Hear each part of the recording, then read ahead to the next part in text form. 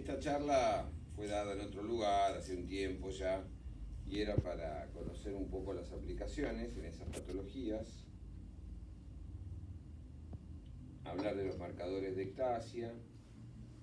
Esto en su momento se habló mucho que era riesgo de ectasia y queratocono, todavía sigue vigente. Sí sirve para buscar la mejor lente para cada caso y optimizar el cálculo, especialmente en casos de pacientes que tengan lentes premium, sobre todo, ¿no? Muy bien, bueno. Hace muchas cosas el Pentacam. En realidad no es un solo aparato, es como que hubiere varios equipos adentro de un solo aparato. Por ahí nosotros muchas veces lo subexplotamos o lo hipoexplotamos cuando le tendríamos que sacar mucho más el jugo a un montón de imágenes o de cosas que tiene, ¿no? Bueno, analiza la cámara anterior toda completa en 3D, tiene mapas de parquimetría, tiene mapas de topografía anterior y posterior, tiene mapas de elevación de la cara anterior y posterior, tiene un analizador de catarata y clasificador. Vieron que puede saber la densidad de la catarata, si es mucha o es poca. Se puede simular una lente en 3D, una lente fáquica, ¿sí? Lo que pasa es que está más pensado para las lentes de cámara anterior, pero hoy en día con el crecimiento del cristalino también se pueden ver las de cámara posterior. Tiene el índice que siempre nosotros decimos si es positivo o negativo, el Bellin-Ambrosio. Hay algunos reportes de Holaday, densidad óptica y tomografía. Esto no lo usan ustedes, en realidad yo tampoco, pero lo podríamos usar. Es una pantalla preoperatoria de catarata y de aberraciones de la córnea. Informes, pantalla de anillo, que tampoco se usa mucho, y muchas comparativas, ¿sí? Muy bien. Esto es cómo se hace el cálculo. Ustedes saben que la cámara de Sennenflug se mueve 180 grados, delimita automáticamente el centro de la córnea, se toman esas imágenes, incluso si el ojo se mueve del paciente el equipo lo sigue, tiene como un eye tracker, por eso corrige los movimientos, y todo funciona a través de la tecnología de Ray Tracing. Y las distorsiones suelen ser corregidas, ¿no? Bien. Entonces, ¿qué diferencia tiene con una topografía? Por ejemplo, el Keratograph es un topógrafo, ¿sí? El nuevo OCT que va a venir también es un topógrafo, no es un tomógrafo como este. Entonces, los que son topógrafos en el centro tienen valores que sacan por estimación. ¿Por qué? Porque ahí está la cámara, donde el paciente mira. Entonces los anillos centrales están ocupados por la lente de la cámara, y ahí es una estimación. Después también el topógrafo depende de la película lagrimal, porque las medidas están tomadas sobre el film lagrimal y no sobre la superficie de la córnea, sobre la cara anterior, como el tomógrafo que hace el corte. Las áreas que están muy por fuera no las mide, solo ve la cara anterior, no ve la cara posterior de la córnea, y las córneas que son muy irregulares en la topografía no son muy buenas. O sea que la topografía es el abuelo del Pentacam, ¿sí? Es una cosa antigua que se usa cuando no queda otro remedio, pero en realidad hoy en día todo es la tomografía. Para hacer screening puede servir, ¿no? Ahí tienen, por ejemplo, una imagen de un Pentacam, y fíjense el topógrafo, que es el Plácido, como la imagen es completamente distinta, la información es el mismo paciente, ¿no? La información es totalmente distinta, no está completa periféricamente, bueno, tiene cosas que ya han cambiado, ¿no? Bien, entonces, la idea es tratar de detectar las ectasias en los estadios iniciales para que nosotros podamos hacer prevención, y por eso aparecieron estos dos amigos, Michael Bellin y Renato Ambrosio, que trajeron estos nuevos parámetros en el Belin Ambrosio, que ustedes ya conocen, que está optimizado. El del lado de la izquierda es el aporte de Belin, que es ver si la curvatura de la córnea anterior y posterior está elevada o no, conforme al desvío estándar, ¿no? Fíjense, esto está elevado anteriormente, ¿sí? Y esto está elevado atrás, posteriormente. Este es el frente de la córnea y esta es la cara posterior. Entonces, con esto ya se sabe que acá hay una ectasia. Pero aparte, lo que incorporó Renato es esto del perfil, que el perfil de la paquimetría no sigue una línea coherente, ¿sí? Sino que se desvía. O sea que ese perfil, la córnea, ¿a dónde es más gruesa? ¿En la periferia o en el centro? En la periferia. Entonces debe tener un perfil que debe ser simétrico de adelgazamiento. Cuando ese perfil se va de ese desvío estándar, porque pasa de 490 a 350, se va, entonces eso es una alteración que ellos los pintan acá en estos numeritos de rojo, tanto aquel como este, y este es el resultado final, que es el que dice si es positivo, negativo, etcétera. Bueno, es un número nada más, pero lo que dice es si hay tendencia o no a la ectasia.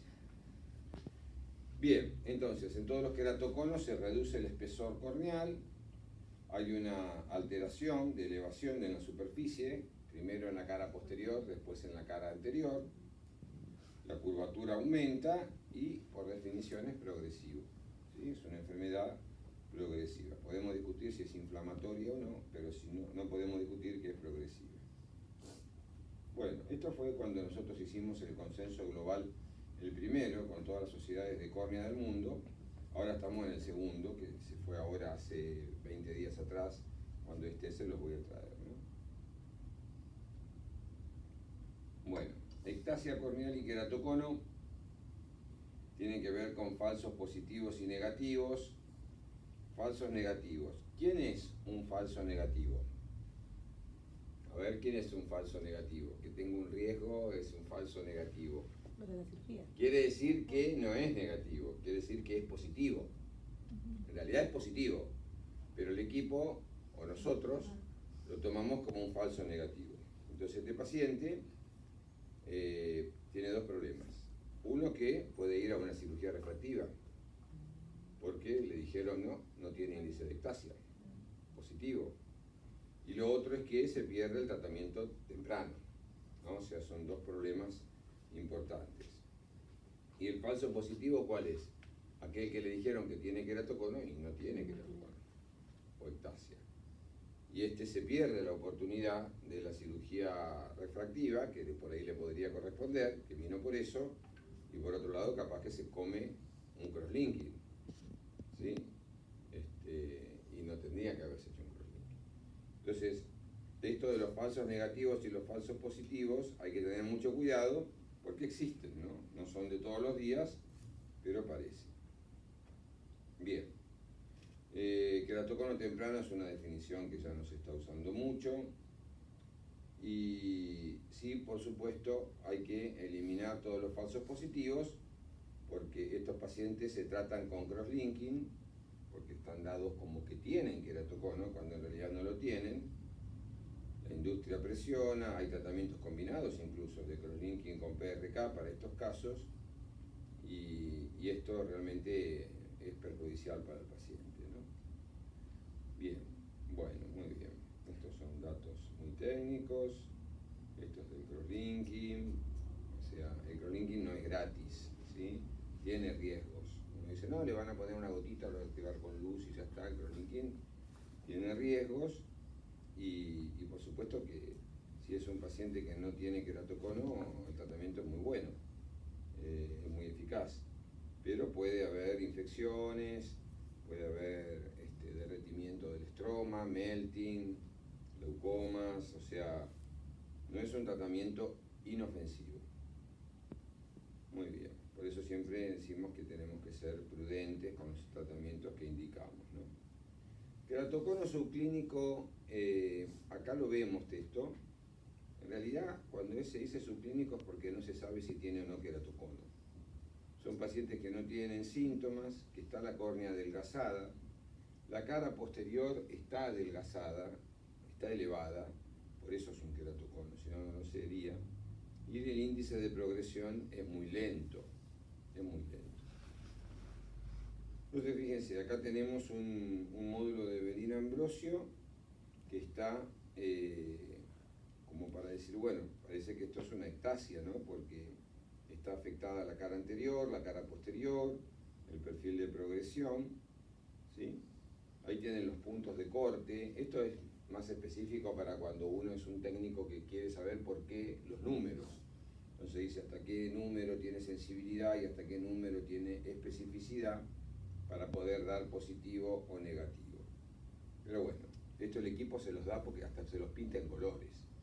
Entonces como que es muy fácil, ¿no? Riesgo de ectasia menor a 385-400, queratocono de 325 a 350, etc.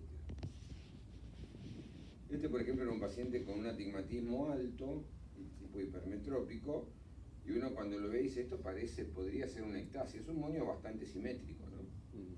Pero podría ser una ectasia porque abajo incluso parece que está más incurvado que arriba. Entonces, bueno, le hacemos el módulo VAD y aparece una sospecha ahí, ¿sí? Como que está pintado de amarillo en 1.47, ¿no? 1.67. Entonces parecería como que es un falso positivo para la ectasia. Pero ¿qué pasa? Lo tildaron como normal.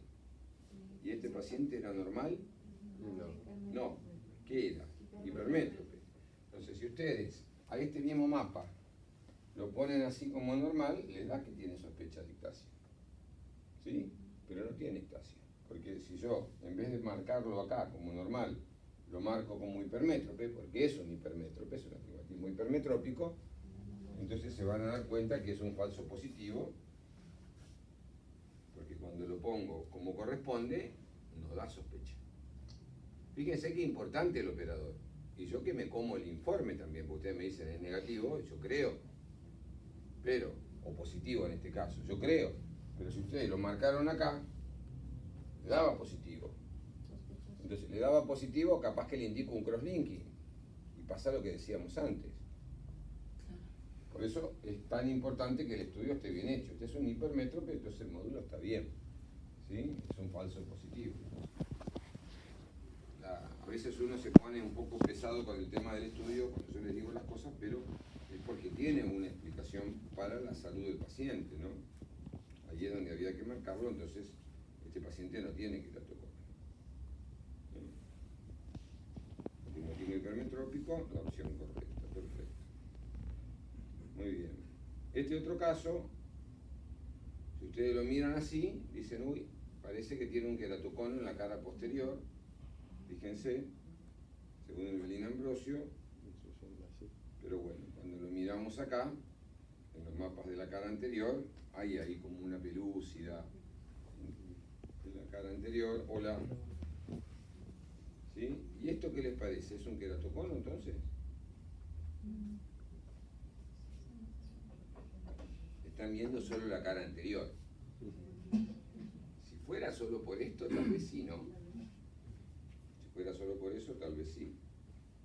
Pero bueno, hagámosle un Belina Ambrosio correctamente y da que no. ¿Está? No tiene signos de ectasia, es una irregularidad de la córnea. ¿Y este? Parecería que sí también, ¿no? Este está un poquito más marcado. Bueno, este paciente tenía 18 años. Lo sospechoso era que la córnea central era gorda, ¿no? 536. No da mucho para pensar en una paquimetría de un queratocono. Entonces le hacemos el Ambrosio y sí, a pesar de que la córnea era gorda, tenía una curvatura posterior muy marcada, un módulo importante y era un queratocono. Fíjense, acá estamos de vuelta con otro falso positivo. Si nosotros lo vemos así, como está acá, este paciente, en la parte de la tomografía estaría bien, pero el perfil se pierde. Entonces Entonces por eso le da acá 3.45, que le está dando como que tiene un queratocono, ¿no? Este paciente estaba operado de un LASIK miópico. Entonces, si lo operan en un LASIK miópico, fíjense, esta parte en realidad no es tan importante. ¿Por qué? Porque toda esta parte de la curvatura posterior es la que ustedes tienen que ver para ver si es o no un queratocono. ¿Por qué? Porque la curvatura anterior va a estar modificada por el LASIK. Pero si acá no hay elevación, y esto obedece al perfil, y el perfil se alteró por el LASIK, entonces yo tengo que creer en esto. Y esto no es un queratocono, es un paciente que se operó de refractiva. Lo mismo si es un LASIK hipermetrópico, que también le da un falso positivo. ¿Por qué le da acá en un LASIK hipermetrópico esta curvatura? Porque la hipermetropía se incurva al centro. El láser trabaja en la periferia para que el centro se incurve más. Entonces, si esto está más curvo, es por la refractiva, no porque la córnea se haya deformado. Por eso, fíjense que los perfiles están bien, están dentro del desvío estándar, pero por eso le da sospecha. Cuando ustedes miran la posterior, los primeros cambios siempre son acá. Está bien, entonces no puede ser que tenga tanto adelante, nada atrás, es otro falso positivo. Bueno, muy bien. Estos son los diferenciales, esto es medio como para explicar cómo actuaba la cirugía refractiva en estos pacientes, en los distintos cortes. Una ectasia incipiente, acá sí, cuidado, ¿eh? Este es un posoperatorio de LASIK. ¿Está bien? ¿El LASIK hace algo en la cara posterior? No. Cuidado, coincide acá. Este paciente se operó de LASIK, pero está haciendo una ectasia post-LASIK. Más allá de esto, ¿no? Que bueno, ya se está yendo, fíjense. Pero muy importante el mapa de la cara posterior en los pacientes que están operados de LASIK. Está haciendo una ectasia post-LASIK. Por eso es importante la cara posterior. Bueno, este paciente es muy antiguo. Fíjense, tiene esta topografía, una paquimetría central de 521. Vino acá derivado por otro colega. En esos años yo estaba muy entusiasmado con esto de las paquimetrías, que lo mandó para hacer un crosslinking. Si uno lo mira así diría, bueno, sí, eso parece un queratocono. Pero cuando le hacemos el Belin Ambrosio de esa época, que no era el que está ahora, es este, que es el modelo anterior, había dudas. Realmente no había encurvamiento ni anterior ni posterior, y los perfiles tampoco estaban tan mal. Sin embargo, el equipo lo tildaba ahí con un 244, dice, 284, como sospechoso. Bueno, dijimos no, vamos a esperar.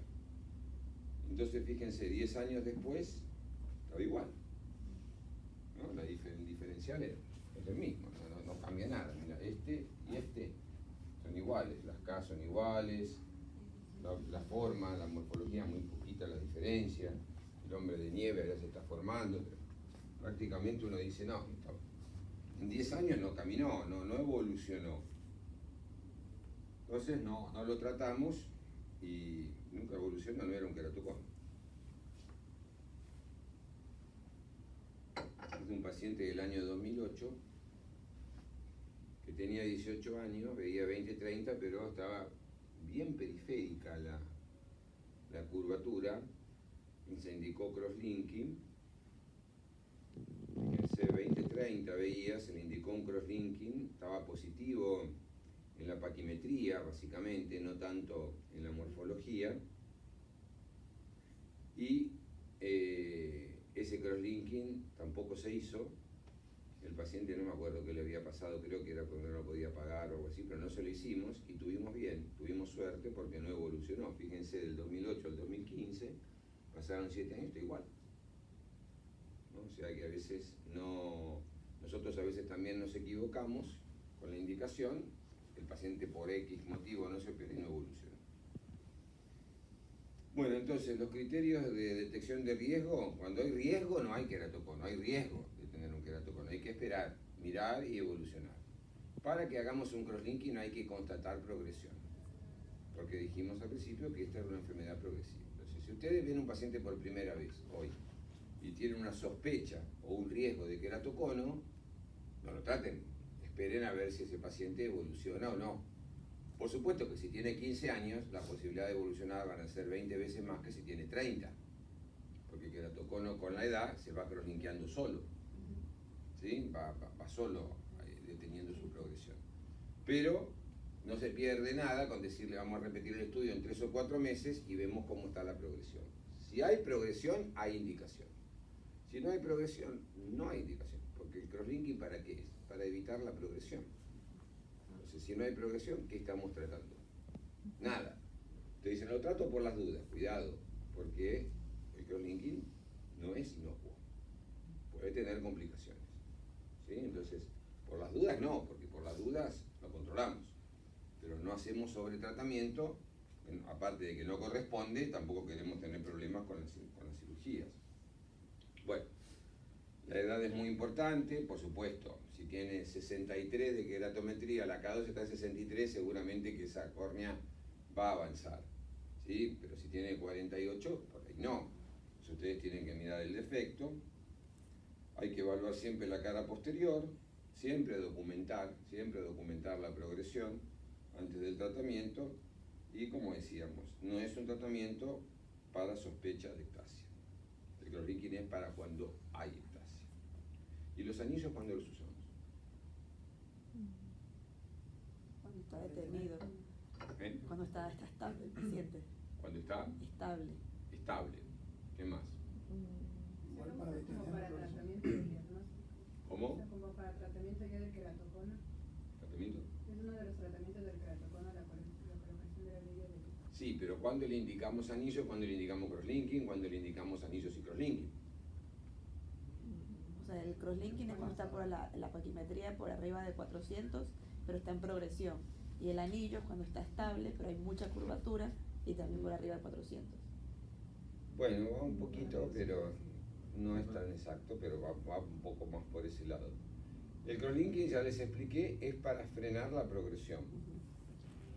El anillo es para remodelar, no frena la progresión. La curvatura. Entonces, si ustedes tienen un paciente que ve con la mejor corrección, se entiende que el estenopeico tiene que ser igual a la mejor corrección, ¿no? O sea, si ve 20-40, y con el estenopeico el máximo es 20-40, porque si con el estenopeico ve 20-20, está mal hecha la refracción. Eso está claro, ¿verdad? A esta altura. Entonces, tiene la máxima corrección con el mejor estenopeico 20-40. No llega a 20-20. ¿Por qué no llega a 20-20? Porque tiene una córnea irregular. Entonces, ¿qué tenemos que hacer? Si yo le hago un crosslinking, lo voy a dejar en 20-40. Está bien, no va a avanzar, pero va a seguir viendo 20-40. En tanto que si yo le pongo los anillos, le remodelo, le regularizo la córnea, la tomografía, la topografía, y lo hago ver con la mejor corrección, por supuesto, 20-20. ¿Tienen algo que ver las K ahí para poder elegir? Sí, los anillos se eligen por la agudeza visual, la forma del cono y la altura de las K. Eso es un normograma, es una clase aparte que sería de anillos. Pero el concepto es que si el paciente ve 20-20 y hay progresión, el tratamiento es el crosslinking. Si el paciente no ve 20-20 con la corrección, ¿sí? Primero hay que lograr que vea 20-20. Y para eso están los anillos y o las lentes fáquicas. A lo mejor tiene una miopía de -9 con un cilindro de -5 y a lo mejor en ese caso, en vez de ponerle un anillo, le pongo una lente fáquica, pero yo lo hago ver 20-20. Si lo hago ver 20-20, con el anillo, con la lente fáquica, con lo que sea, y después progresa, le hago el crosslinking. Si lo hago ver 20-20 y no progresa, no le hago el crosslinking, le hago solo anillos. Y en los chicos jóvenes, que ya sabemos que va a progresar, lo podemos hacer juntos. ¿Sí? Como es el caso de este chico que vino, Nahuel Jiménez, que se hizo el mismo día anillos y crosslinking. Está uno a continuación del otro, porque ya sabemos que va a progresar. Tiene 20 años y ese queratocono iba a caminar, no hace falta esperarlo para darse cuenta. Pero en general, el anillo es un tratamiento remodelador para lograr la mejor agudeza visual y el crosslinking es para frenar. Bueno, muy bien. Catarata. El Pentacam también es muy importante para el tema de la catarata, ¿no? Entonces podemos hacer un screening, seleccionar la lente. Hay un Pentacam ahora más nuevo que el que tengo yo, que se llama AXL, que incluso tiene un biómetro adentro, como si fuera un IOL Master, y hace el cálculo de la lente intraocular, aprovechando que toma bien las queratometrías, porque mide la cara anterior y la cara posterior. Entonces también, con las fórmulas que todos conocemos, hace el cálculo de la lente intraocular. Bueno, hay como 3 grupos de pacientes, ¿no? Los que son candidatos a las lentes convencionales, monofocales, por ahí, para estándar, las lentes premium y los casos especiales, que son aquellos que ya tienen una operación anterior, sea una queratotomía radial, un LASIK, o tienen anillos y ahora hacen catarata, o tienen lentes fáquicas y ahora hacen cataratas, cicatrices, trasplantes que ahora hacen cataratas, ¿no? Entonces son casos más especiales. Claro, la calidad óptica va a depender un poquito de qué caso tengamos. Si nosotros no queremos tener problemas y queremos que el paciente esté satisfecho, arriesgamos poco. Le ponemos una lente convencional, monofocal. La lente no va a pedir mucho, porque es un solo plano, entonces la calidad óptica va a ser fácil. Si vamos a poner una lente tórica, ya la calidad óptica va a tener que ser mejor, porque la lente va a tener que estar muy bien centrada, alineada con el eje, porque por cada grado que se mueva del eje le va a bajar la visión. Hasta puede incluso hacerle perder toda la toricidad o aumentársela. Y si es multifocal, ¿por qué? Porque la multifocal, como es difractiva y divide la luz, todo lo que significa dividir es pérdida, ¿no? Si ustedes se divorcian, pierden plata. Si dividen la luz, pierden energía. Entonces siempre se pierden cosas cuando uno separa. Y ahí la lente tiene que separar la luz, tiene que separarla en muchos planos. Entonces, la profundidad de foco lo mismo. En la parte central, la profundidad de foco casi no va a estar, porque es una lente monofocal. Con las otras sí van a tener. Y si se equivocan en el poder, la tolerancia acá va a ser muy alta. ¿Por qué? Porque este paciente con una lente monofocal, bueno, quedará un poco miope, pero va a ver mejor de cerca. O sea, va a estar más contento. Pero si se equivocan con la potencia en una lente multifocal o una lente tórica, bueno, vamos a tener un dolor de cabeza. Obviamente que el costo es menor en las lentes convencionales. Muy bien, vamos a la lente convencional. La lente convencional, uno cuando la indica, es un paciente que en realidad no tiene ningún procedimiento anterior, tiene una buena queratometría, una buena biometría. Siempre es mejor los métodos como el Argos, el IOL Master o todos los que no son de contacto, con fórmulas de distintas generaciones. Para ojos normales, lo que dice esto es que todos los equipos funcionan bien. O sea, cuando ustedes tienen un paciente que tiene un ojo normal que mide 23,5, con cualquier equipo lo van a medir bien. Los problemas empiezan cuando el ojo es muy largo o muy corto. Y ahí entonces los equipos empiezan a buscar las fórmulas que tienen que ir cambiando también. Si van a pensar en una lente premium, estos pacientes, bueno, cuidado. Hoy tenemos rango extendido para el glaucoma, que funciona bien, para alguna maculopatía también, pero no la multifocal. ¿Sí?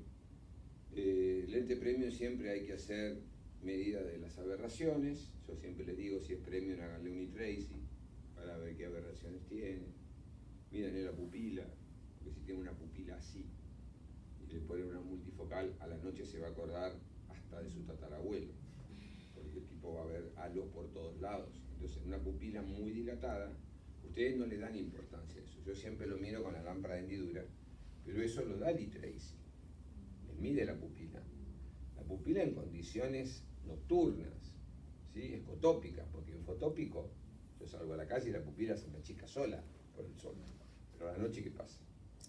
Todos dilatamos distinto a la noche. De hecho, existe la miopía nocturna. ¿no? Porque la pupila se dilata e induce un cambio miópico. Con lo cual, el equipo tiene para medir la pupila. Entonces ustedes, si le están haciendo este estudio porque le van a poner una lente premium,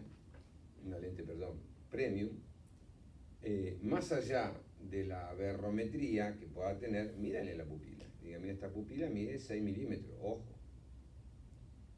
Condiciones nocturnas. Hay que hablar con el paciente y decirle, mire, usted a la noche, ¿qué hace? Ah, yo manejo todos los días de acá hasta San Antonio de Areco. No, multifocal no. ¿Está? Entonces, si la pupila es de 4, está bien. Pero también vamos a tener que ver qué lente ponemos. Nosotros usamos mucho la Panoptique. La Panoptique tiene un anillo central de 3. O sea que todo lo que esté en 3 o por abajo de 3 está cubierto. Pero si entramos en 4, son al límite. Si tiene 5, no. Porque el primer anillo son 3 milímetros. Y después vienen todos los otros. Pero el primero es de 3. Hay otras lentes que tienen anillos de 1. Entonces todavía peor. Porque ese ya con una pupila de 2 ya está con halos. Entonces siempre medir la pupila.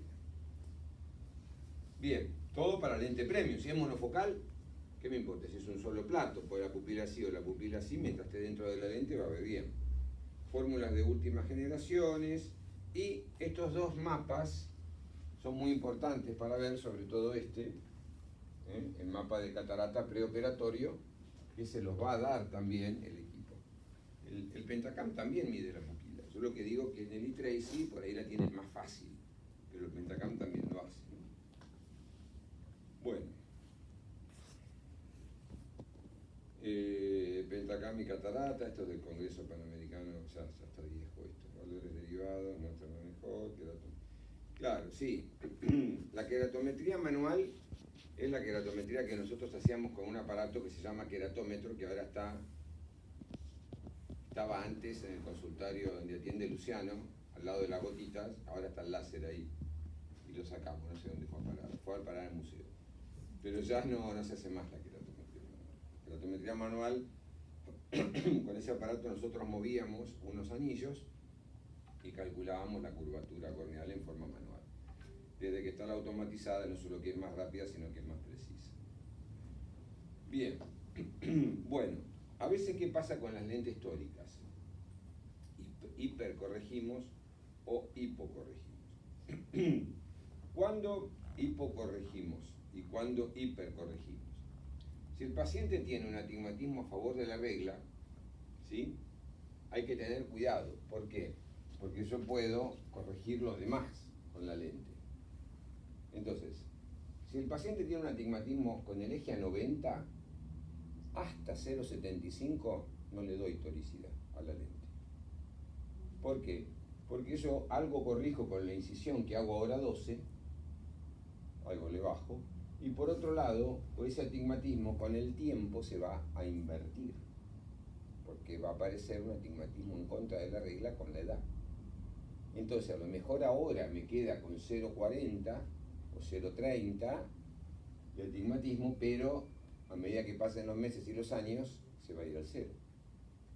Entonces si el astigmatismo es a favor de la regla, siempre hipocorregir, para no sobrecorregir. Si es al revés, si el astigmatismo está en el eje más curvo en 0, en contra de la regla, aunque tenga 0,25 lo tengo que tratar, porque ese astigmatismo va a aumentar con el tiempo. Entonces acá es donde tengo que ponerle una lente tórica, aunque el astigmatismo sea mínimo. Si está a favor de la regla, le pongo una tórica a partir de una dioptría. Bien, el posicionamiento, les dije, es clave, porque si el eje del paciente está en 93, yo tengo que corregirlo poniendo la lente a 93. Por eso es que antes lo medíamos manual y ahora está este equipo que Guido usa tan bien, que es el Verizon. Que él es el responsable de que el eje esté a donde tiene que estar. ¿Está? Muy bien. Bueno, fíjense lo que yo les decía. Una diferencia de 0,1 milímetros en el radio de curvatura, solamente 0,1 milímetro, tiene media dioptría en la potencia de la lente. ¿Sí? Solo 1 milímetro. O sea, si la lente era, el paciente en vez de tener 23.4, tenía 23.3, es media dioptría. Por eso es tan importante el cálculo preciso. 10 grados en el posicionamiento del eje reduce 30% el poder de cilindro. O sea, si yo lo tenía que poner en 30 y lo puse en 40, ya ese astigmatismo se reduce un 30%. O sea, le va a quedar un 30% de residuo sobre lo calculado. ¿Sí? Si yo me equivoco y en vez de 70 lo puse en 40, directamente es como que no le hubiera puesto una lente tórica, porque se lo estoy equilibrando. Y si es más de 30 grados, le estoy induciendo aparte otro astigmatismo. Entonces, la posición del lente tórico es tan importante como el cálculo de los milímetros que tiene la longitud anteroposterior del ojo. Muy bien. Bueno, claro, siempre hay que considerar las fórmulas que nosotros utilizamos cuando ponemos lente tórica. Se llama, ¿cómo se llama la fórmula? Fuerte, que no escucho. Barrett. ¿Por qué? Hay varias, no es la única, pero es una de las que tenemos más confianza, que considera la curvatura posterior del astigmatismo. Yo les expliqué cuando vimos ectasia que había una curvatura anterior y una curvatura posterior. Si la curvatura posterior está elevada, hay que también considerarla. Entonces Barrett considera, si no le van a poner una lente tórica, bueno, por ahí la de Haigh está bien, que es la que tenemos en el ecómetro manual, ¿sí? Que la hacemos ahí cuando hacemos una ecometría o un Leon Master. Pero si vamos a poner una lente, cuando hacemos una lente tórica con el Leon Master, se acuerdan que yo hacía un cálculo con Barrett por internet. Siempre hay que considerar la parte posterior, porque eso también va a conducir a cambios que pueden ser de hipercorrección o de hipocorrección en la lente tórica. Bien, y dijimos que había un mapa de catarata para evaluar la potencia de la córnea para lentes premium, ¿no? Bueno, es aquí el mapa. Este es uno, hay otro, pero este es uno. Ustedes acá tienen, este es el ojo derecho, la curvatura sagital, ¿sí? Esto es la potencia refractiva total de la córnea, anterior y posterior, y la paquimetría. Acá tienen el mapita, y acá, ¿qué dice? Estos son valores simulados, ¿no? Porque dice sin K es la simulación del K, y este es el poder total. Entonces, el K1 es de 43,2, el K2 es de 44. Esto me da un cilindro de 0,7 con el eje más curvo, que está acá en 102. Y más o menos coincide, el eje más curvo está por acá, 102. Ahora, este es el poder total de la córnea. No, esta es la simulación de la cara anterior. El poder total es cuando mido todo, anterior y posterior. Entonces, acá me coincide justamente, quiere decir que la cara posterior está no dando nada. 43,2, 44, 43,6, bueno, básicamente lo mismo. Con el mismo eje está todo bien. Acá pueden tener la profundidad de la cámara anterior, que es un poquito más plana. Después tienen las aberraciones totales de la córnea. Hay numeritos acá que si ustedes pinchan les va a decir si está por fuera o si está bien, si es patológico o no. Este número de las aberraciones esféricas, el astigmatismo irregular.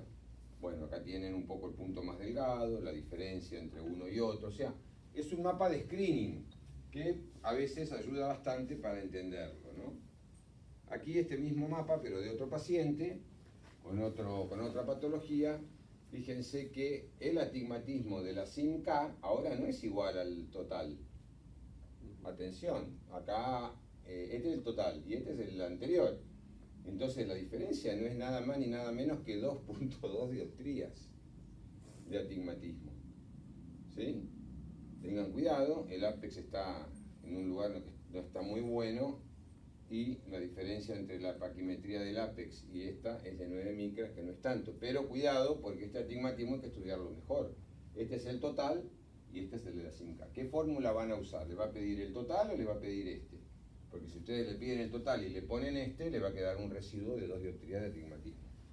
Eso va a depender del tipo de fórmula. Y el otro mapa importante es este de la distribución de potencias, ¿sí? Porque si este mapa no está homogéneo, este paciente tiene una córnea que no es apta para una lente premium, especialmente de tipo multifocal.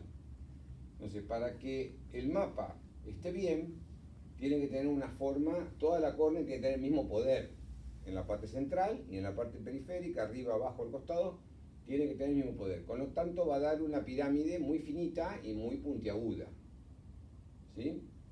Esto, en esta época, hace unos años, le hacíamos firmar al paciente que estaba de acuerdo en que no le poníamos, o que sí le poníamos, según cómo era el mapa, una lente premium. Iba dentro del consentimiento informado. Después se quitó ahora, porque ya lo sabemos nosotros. Antes había ciertas dudas, ya lo sabemos. ¿Qué les parece? En este mapa de distribución de potencia, ¿va una multifocal? No escucho. Va. ¿Por qué? Mirá, 41.4, 41.6, 42, No cambia mucho. 42.1, 41.9, 41.7. O sea, toda la córnea tiene el mismo poder refractivo. Una aguja.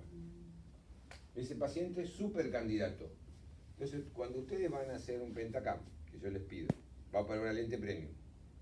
Habría que ponerle todo esto. Esto lo tienen que mirar, como la anterior. El anterior del astigmatismo que les mostré, total y anterior, la pupila y este mapa. Porque imaginemos que el paciente se quiere poner una multifocal, estaba todo bien, él no sabe de todo esto. Dice, yo quiero ver de cerca, de lejos, de media, todo, compro la lente, todo, y resulta que tengo este mapa. Esto no sale en la tomografía, si esto lo ven cuando hacen la distribución de potencias. Pero mira, acá la córnea tiene 64, acá tiene 56, ¿sí? Acá tiene 78.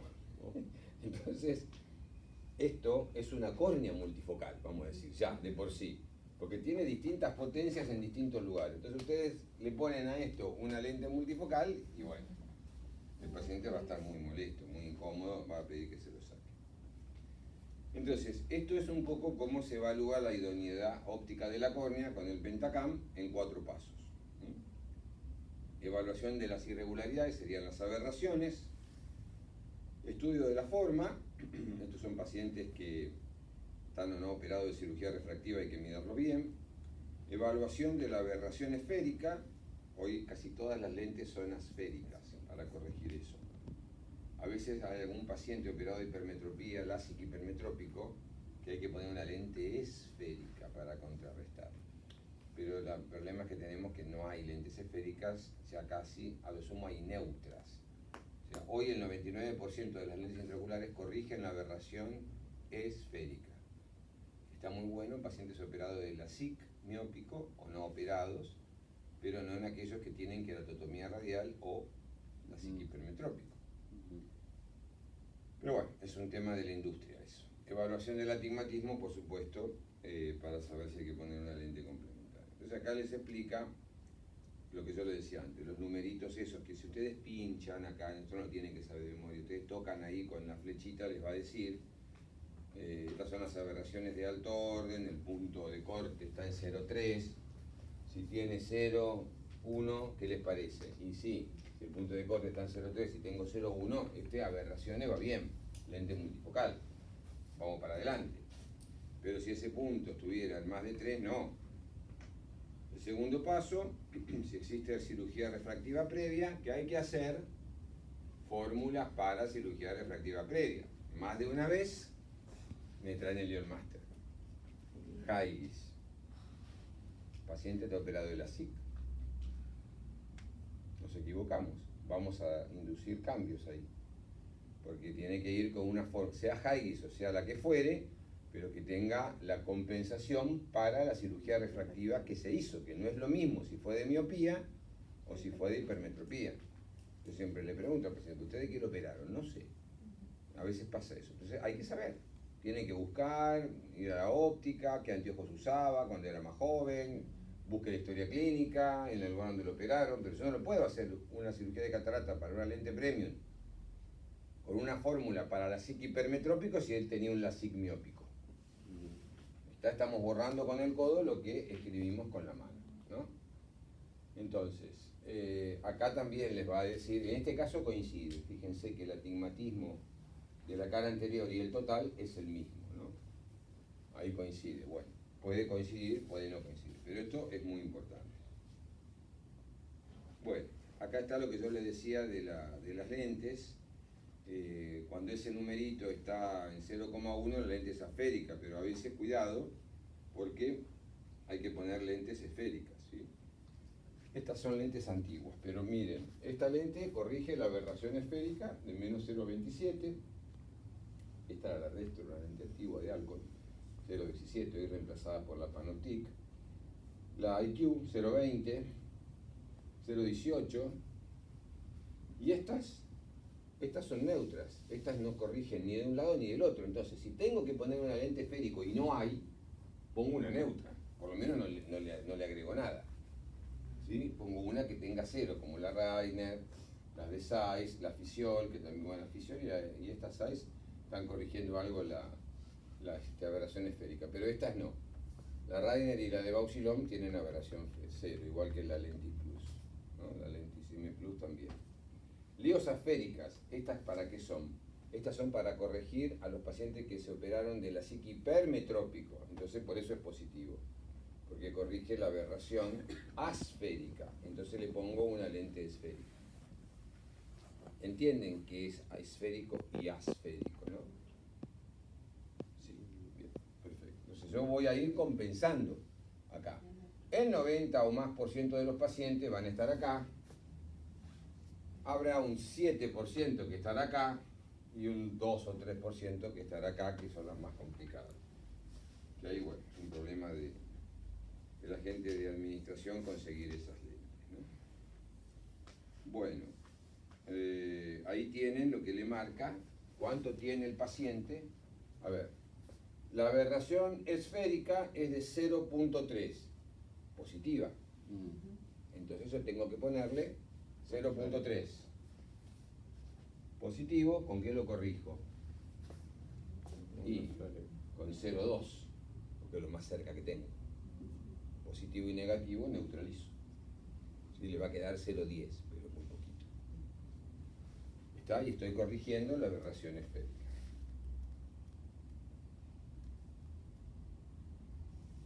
Bueno, la evaluación del cilindro, ya saben que esto lo hacemos directamente con todos estos estudios y el poder del astigmatismo, bueno, eso ya lo charlamos. En este caso acá, fíjense que como les dije antes, hay coincidencia entre la cara anterior y el total, con lo cual el astigmatismo, el total del astigmatismo de las aberraciones en 4 es de 1,0. O sea que esto y esto básicamente está en concordancia, 1,2, 1,0 está en concordancia, ¿sí? Bien, astigmatismo regular, catarata preoperatoria de 300 micras, fíjense las aberraciones ahí menos 5,1, 0,27, o sea que también le va una lente para corregir la aberración esférica, una lente asférica como la que vimos antes de IQ.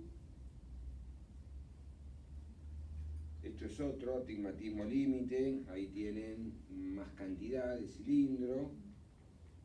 La aberración esférica acá es un poquito más alta, menos 0,3, que van a tener que poner acá una lente positiva esférica. ¿Sí? Esférica. Muy bien. Astigmatismo irregular, pentacam de 500 micras y una aberración esférica de 0,69. No tenemos tanto, ¿no? Acá este paciente va a tener que hablar y si le algo de aberración esférica va a quedar.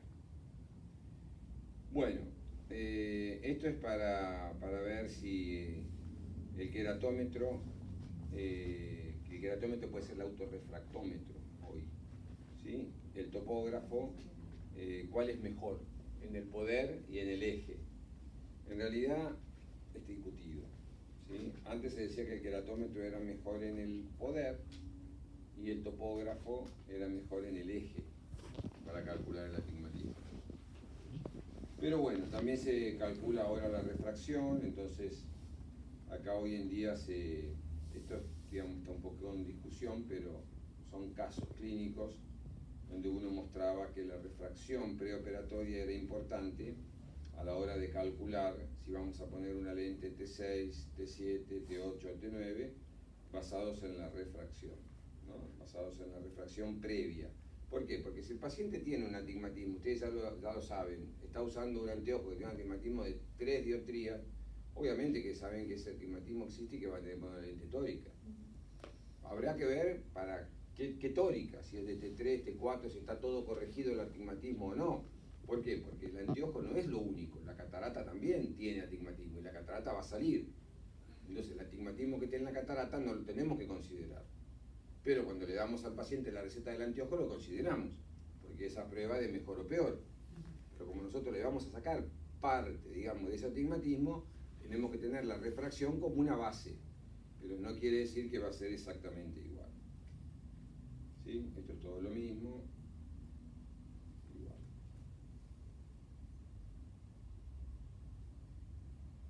Bueno, muy bien. Lentes tóricas. Bien. Los casos especiales, que son pacientes que tienen cirugía previa, sea de keratotomía radial, refractiva con la SIC, con la SEC, PRK, keratoplastia, segmentos, eso tiene que tener un abordaje distinto, ¿sí? Nosotros lo más común que tenemos es la cirugía con la SIC, o con la SEC, o PRK, pero no es la única. Y ahí hay que usar fórmulas específicas. Hay muchas. Nosotros estamos usando ahora en el IOL Master la JAIS L para hipermetropía o miopía, pero también tenemos en el Argos otras nuevas fórmulas que son mejores que estas que ya tienen unos años, que todavía siguen vigentes, pero que han sido superadas, igual que el reporte de Holliday, que también se puede ver en el Pentacam y que ayuda. ¿Este paciente va para multifocal? Sí, me parece. Habría que mirarlo un poco mejor, ¿no? No está tan puntiaguda. Digamos que ni. Habría que mirarlo un poco mejor. Este es el que le decía yo, el Pentacam que mide la biometría, ¿sí? Que es el mismo que está acá abajo, pero con un biómetro adentro. También el Pentacam en catarata puede medir el tipo de catarata. Entonces ustedes pueden saber qué catarata, a veces dice córtico nuclear 2, 3, 1. Bueno, tiene una clasificación que es la PNS, que gradúa de 0 a 5 la catarata. Eso está en el Pentacam. Igual si tocan ahí se los va a poner, pero bueno, acá lo tienen, ¿no? Fíjense. Este es el corte de Scheinflum y acá está toda la catarata. ¿Y cómo lo gradúa en esta escala de verdes? Y acá les pone, esta sería una 3 a 4, más 4 que 3 por ahí. Pero bueno, es un ejemplo, eso lo tienen ahí. Bien, entonces, facilita el análisis para casos convencionales, pero sobre todo para casos premium y especiales, porque los convencionales en general van bien con todos los estudios. Es una evaluación objetiva, no depende del operador, ¿sí? Confiable, porque se puede repetir en el tiempo, tanto para la córnea como para el cristalino. Mejora el cálculo optimizando las lentes y mejora la selección de la lente, considerando las aberraciones, que también las vemos en el tracing y demás. Bueno, esto ahora muy brevemente yo les quería mostrar otra cosa, que es esto de lo de la progresión.